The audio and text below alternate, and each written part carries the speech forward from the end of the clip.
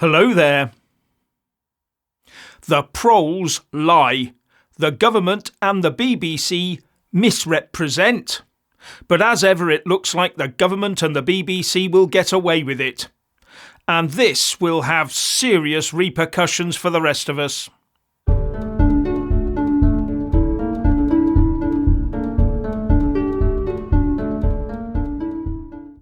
An eminent professor of infectious disease and epidemiologist and a Scottish government advisor during the health emergency to boot has heavily criticised the BBC for some of its coverage during the pandemic.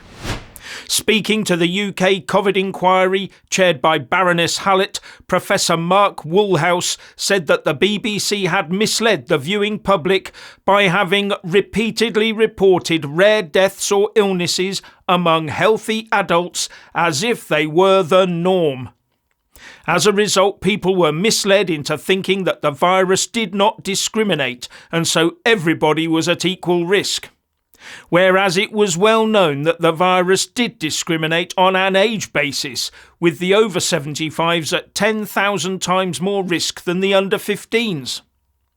I wonder if the BBC will refer itself to its own BBC Verify service. Anyway, the BBC pressed ahead with its campaign, and Professor Woolhouse said, "I suspect this misinformation was allowed to stand throughout 2020 because it provided a justification for locking down the entire population." But why would the BBC want to do that unilaterally?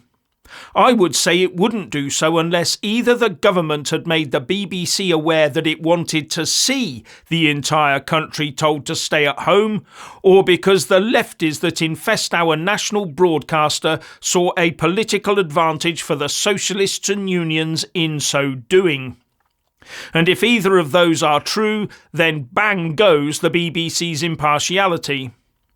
And if it is impartial, then why did it push this OTT narrative? Anyway, as a result, Professor Woolhouse said in his earlier written submission that he feared the Scottish Government's pandemic response was compromised as a result. Well, that's not the only thing that this whole OTT episode has compromised. It has also ended up compromising UK sovereignty. Actually, not just UK sovereignty, but national sovereignty across the planet.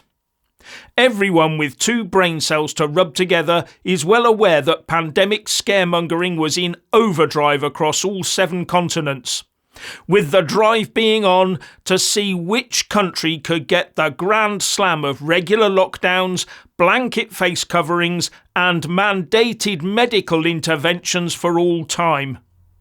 And some countries came very close to that, the UK nearer than most people realise. But this also set in train the push for global health governance. And this was probably the real end aim of all of this, to give a supranational body the power to shut the planet down at the first hint of another health emergency. And from that sprung the idea of amending current World Health Organization procedures to make them more stringent and making them binding upon the nations of the world.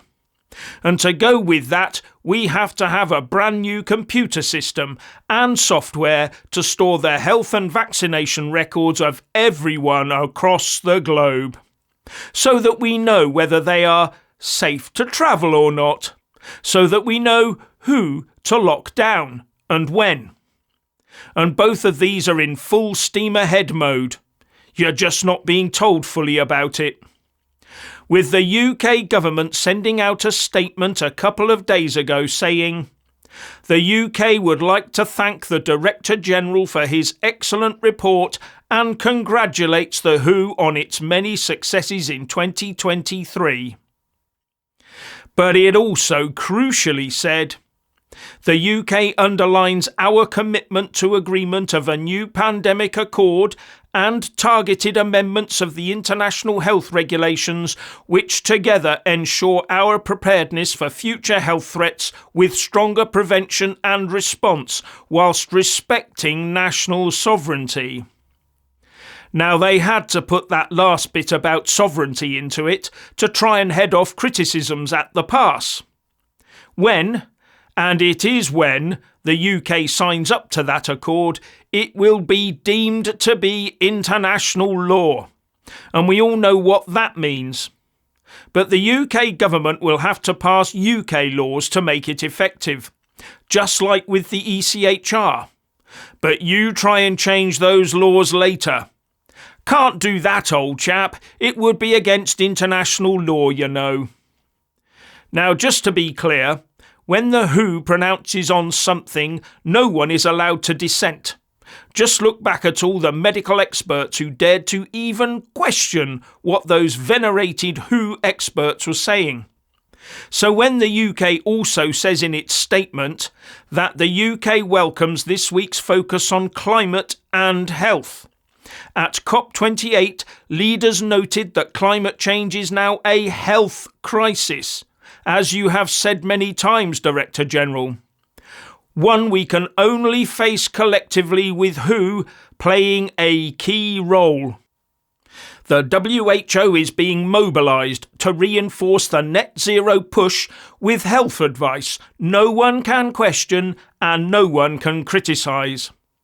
If the WHO says an errant carbon-heavy economy must be strangled for a month for the sake of its citizens' health, then that is what will happen. But only, of course, amongst those nation-states that slavishly follow the international law line. Like the UK does, all the time. Those that don't, China, I'm looking at you, will carry on regardless. Now, to those who say we won't have to obey the WHO diktats, I give you the international law of the European Convention on Human Rights, the ECHR. The UK has a border, and it is the job of the elected government of the UK to control that border for the benefit of UK citizens. But right now, it is the courts of the ECHR that are busily wresting control of our borders away from a weak Tory government and dictating to us who comes in and who goes out, i.e., everyone comes in and no one goes out. And today we hear from the President of the European Court of Human Rights, Shifra O'Leary, who is a lawyer and judge from the Republic of Ireland, and she says that Rishi Sunak's flagship Rwanda policy would break international law if it flouted the Strasbourg rules on 39 injunctions. Even though that interpretation of the law was ECHR judge made. As I understand it, that was not agreed back when the ECHR was set up. What this means is that our Parliament wants to deport people, so do the vast majority of the citizens. And if the UK courts don't or can't rule against it, then it must happen. But one of the unelected faceless ECHR judges can sign a Rule 39 order and put a stop to it on a whim. And of course, any talk about withdrawing from the ECHR is met with howls from the wokerati, with the government seemingly too timid to press ahead with it. While lefties bleat on about the UK needing to be a beacon of human rights in a dark world full of evil. But the trouble with beacons is that unless you put protections in place, they always attract the moths and other unwanted visitations. So without borders, we end up letting in the bad as well as the good, so dimming that beacon, unless we can quickly kick the bad apples out. Anybody who thinks that keeping our borders wide open will only let the good people in is utterly deluded, or hell-bent on national destruction. And right now we are basically being ordered by external bodies who do not wish us well to dismantle our borders. So no wonder Reform UK is growing in popularity. It's now at 13% in the polls according to YouGov and making ground on the Tories. What will Rishi Sunak do if Reform UK keeps on building and the Tories keep on sliding? Call an earlier than planned general election, perhaps? Maybe it all hinges on those two by-elections on the 15th of February. But heaven help us if the lying BBC ends up getting into bed with a hard socialist Labour Party.